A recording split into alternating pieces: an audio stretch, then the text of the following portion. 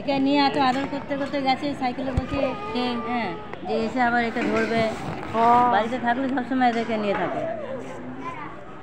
আর ওর ছেলে মেয়ে তো বড় হয়ে গেছে।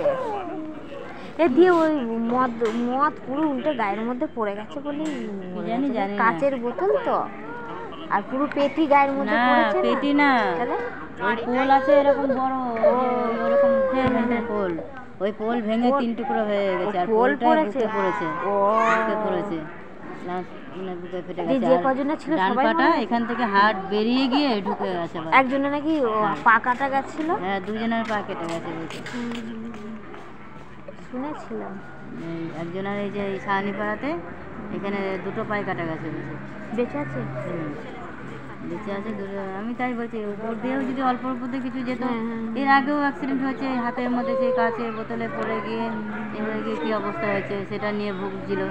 তার আগে অ্যাক্সিডেন্ট ওর বছরে বছরে মানে হতেই থাকে, কিন্তু কুচকাচ করে তাও থাকে। এবারে যে এরকম হয়ে যাবে আমি ভাবতেই পারিনি, জানো। সেদিনকেই বসে বসে নেল পালিশ করছি। আমাদের ওই জ্যাঠার বাড়ি পুজো বুধবার মনে হচ্ছে, শনিবার দিন কালী পুজো ওই করে মাথায় করে ঠাকুর রেলগেটের ওই দিক থেকে ঠাকুর নিয়ে আসে, 2 দিন 3 দিন উপোস থেকে ওদের বাড়িতে। হ্যাঁ, সে একবার আমাকে ওদের পুজোতে আমাদের প্রসাদ দিতে গেছে, ওদের বাড়ি থেকে প্রসাদ নিয়ে আমাকে দিতে গেছে।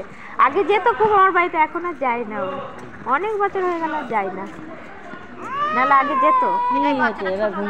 এটা ওর দেওরের, আর এর নাতি নাতনি কি হয়েছে? ছেলে হয়েছে। কত বড়? এই তো 6 মাস হলো, এর থেকে 10 দিনের ছোট। ওর মেয়ের বেশি বয়স না, আমার মেয়ের বয়সী। আমার মেয়ের থেকে ছোট। হ্যাঁ, বিয়ে হয়ে আবার নাতি। এই বললো ভালো ছেলে পেয়েছি। ওই তো